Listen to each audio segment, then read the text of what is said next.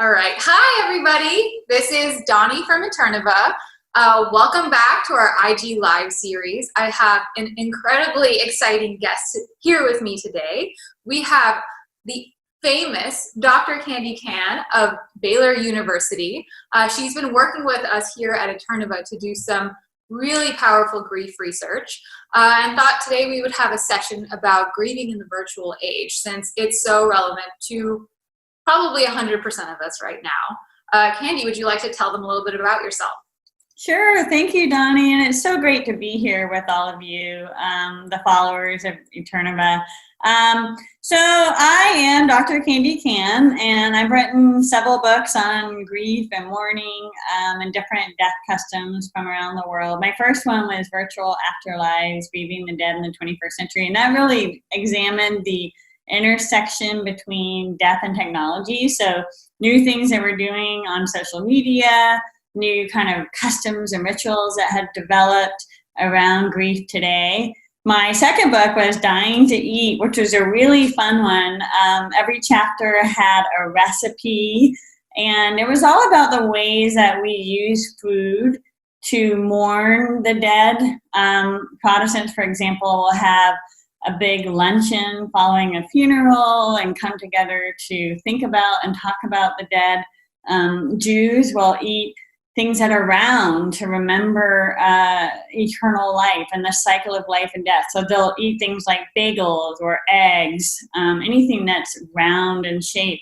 And then you also have Catholic customs like Dia de los Muertos, where people make an altar and honor the dead by actually feeding them their favorite foods and drinks. And then my last book was an edited collection with 30 chapters from fantastic scholars all around the world, examining the ways that we grieve in different countries, and things like virtual wakes in Brazil. People now go online and attend a wake as opposed to going in person, which is really pertinent to what we're having to do now in the COVID-19 era. 100%. Oh my God, the dying to eat one really speaks to me as well. Like, I come from a Middle Eastern Jewish family, so like the food around the table is a ritual for every part of life, so very much relate to that one. But oh my God, so many things that we could possibly talk about. But I think the one that feels so close to what we're experiencing right now is definitely finding new grieving rituals, essentially. I mean, with what's happening with COVID and kind of being separated for families, we see people not being able to go to funerals, not burying their dead. If they want to bury them, they have to cremate them. There's just so many changes happening rapidly and all at once. And a lot of this had to move into the virtual space.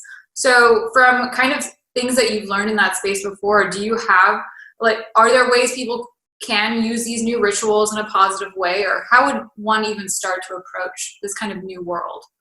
That's a really important question, Donnie. So I would separate it into actually dying and then grieving. So there's a couple things that people can do now if you're separated from your loved ones, say they're in a nursing home and you can't visit them, or they're, severely ill and you can't visit. You can do things like write letters. You can send them mementos.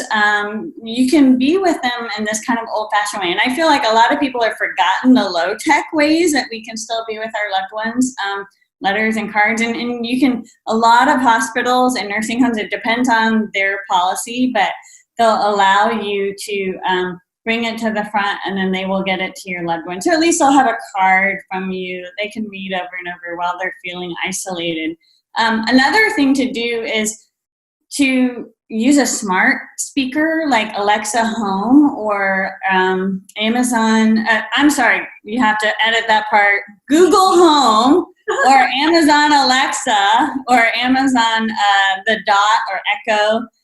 We have that, and it's fantastic. And it allows you to actually drop in on someone. So someone at the nursing home or say in the ICU, if you set it up, you can actually communicate directly with them. You don't have to have a medical professional or nurse,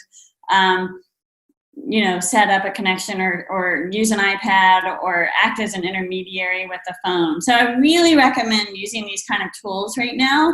Now, as far as grief goes, the first thing we're recommending is you don't have to have the service now. You can wait until you can all come together. And I think a lot of people feel pressure to do it now, but you don't have to. And you can wait until there's a better time when all of your family and friends can come together. But if you want to honor someone who has died in the meantime, again, I really like the low-tech things that we can do. You can save a place for them at the dinner table.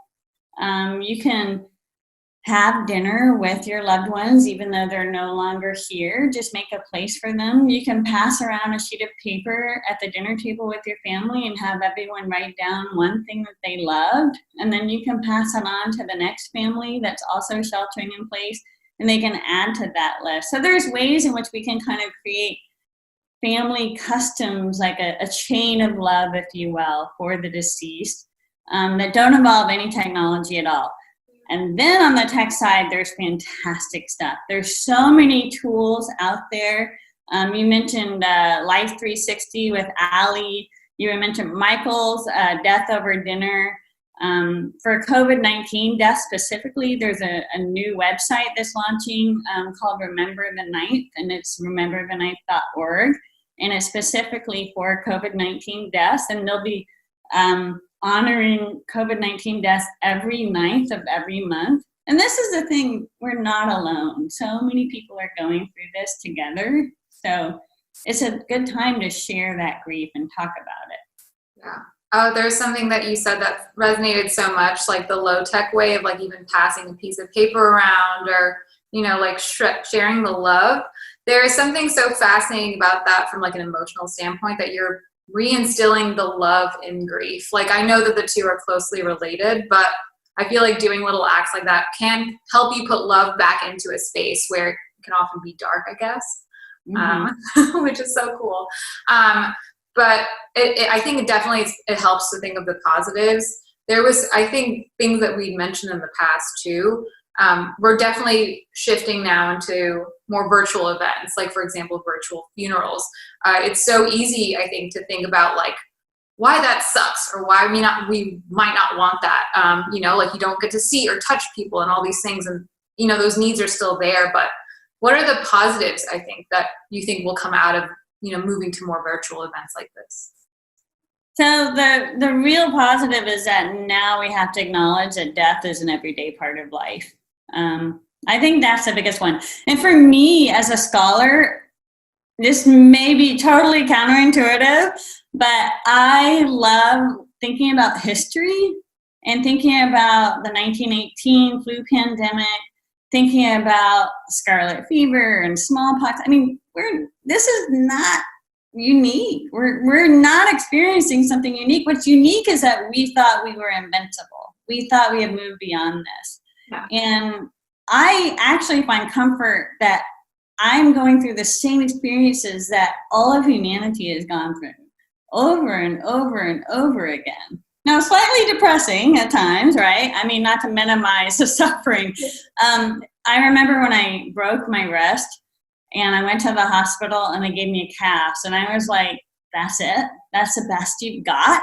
To just not move it for 6 weeks while it heals itself? But this is kind of the same thing, right? Like, this is the best we've got. Yeah. And we will learn how to heal ourselves. And I find so much comfort in that. I find so much comfort that now when I'm reading those classic novels and they're all like waiting inside because there's a big pandemic in their town, I'm like, I get it. I know what you're going through. You're bored out of your mind and you don't have Wi-Fi. Yeah. So we have Wi-Fi, right? We have tools and technology. I mean, honestly, I feel so lucky to be going through this at this time. Yeah. So that's one of the biggest ones for me. Oh, that's I love even having that mindset, because like what you did just now is like, we're acknowledging reality, which I know humans are rough in the acceptance stage, me included. You know, you do so many things to fight like the reality that's currently happening. But something that you said, like we're all forced to pause right now. And I think I've even read that people are calling this the great pause. It's like where you don't have to do something right now. We don't need to know all the answers right now, but we do need to like sit in this moment and kind of like be present in what's happening. I don't know. I found that like so fascinating. That's, yeah, like, you're seeing the positives I see from like taking a pause in real life. Is there any examples, I guess, in your daily life where you've already seen like benefit, like even from a personal point of view, like have you seen this like benefit you in some ways? So my sister actually has had COVID-19 for 3 weeks, and she has turned a corner. So, but I'm just so thankful that I've been able to call and check on her every day. And my stepmom, of course, was really worried about her. And so we had a virtual dinner. I said, well, let's have dinner tonight at 6 p.m. And so we made dinner, and then she got her dinner ready. And then we took family photos of us with the iPad of her having dinner. But I mean, seriously, we're so lucky that we can do this. And so this is one of the other things I do want to point out. COVID-19 has been exceptionally brutal for people of color, for minorities, for those living in poverty, for the homeless. So I really think that it's important that we focus on our privilege and that we understand that many of us are operating in this pandemic in a very different way from those that are operating at a much more disadvantaged level. So I think it's really important to remember that, and then as much as we can to give back, to try and help those who are less fortunate, and to reach out and to do what we can to see how we can fill those gaps and be there for those people. 100%. No, I like focusing on privilege right now. I think it's important to focus on what you do have in gratitude, and I full-heartedly agree with that. And you're right. Like when you do think about it, it's like, yeah, we are in our homes for the most part. Some of us are working, some of us are not, but this is really affecting people in so many different ways. I know on our end here in Eterneva, we're actually launching a GoFundMe today, and it's to support like funeral workers and people in the death care industry who actually also don't have protection or masks or any of that. And honestly, like it's been terrifying to watch what's happening on the front lines in like healthcare and death care, but also seeing this awareness come up of how important these people are, how important their lives are, their health I hope is like a big awakening to society, you know? So definitely agree about like shifting awareness and like helping other people. Yeah, I agree. I really hope that we can address some of the systemic inequalities that are leading to disproportionate groups of people suffering from COVID-19. Yeah, 100%. Well, we're running on time, but this has been amazing. Candi, I would love to always leave people with some sort of resources or takeaway. You've given us so much useful and helpful information. And for any of you guys out there that don't know, Google Dr. Candi Cann and read some of her stuff because it's truly great. Do you have any other resources or things that you want to point people to, whether it is, you know, helping someone less fortunate, or if they do need grief resources, anything like that? So I guess if I were to say any advice is don't forget the kids. Kids are much more aware than you think they are. Have conversations with them, explain to them. And there are some great resources out there also for children. I think you and I talked about this before, Donnie, but one of the things I love is if they are trying to grieve someone who has died, and they play Minecraft, they can always build a little gravesite for the person in Minecraft. Gaming is a great way for kids to kind of express themselves, especially during this period. You can have a virtual funeral in a game. You can build a place to honor them and remember them in Minecraft. I remember my stepmom used to like that farm game. Yeah, Farmville. Yeah, Farmville. So one Mother's Day, I like snuck onto her farm and made all these signs for her in Farmville. So because we are at home and we have access to these tools, really take advantage of them and try and figure out new and fun and creative ways to honor and remember the dead. And you're not alone. I mean, not in this world or even in history. I mean, this is just, we're reliving this experience of humanity over and over again. Oh my God. Well, this has been, at least for me, a truly like enlightening and like good reset. I think it's good to always like remember where we are in the bigger picture is actually super inspiring. So thank you so much for joining us. We would love to Thank do you. with you again. This has been so great.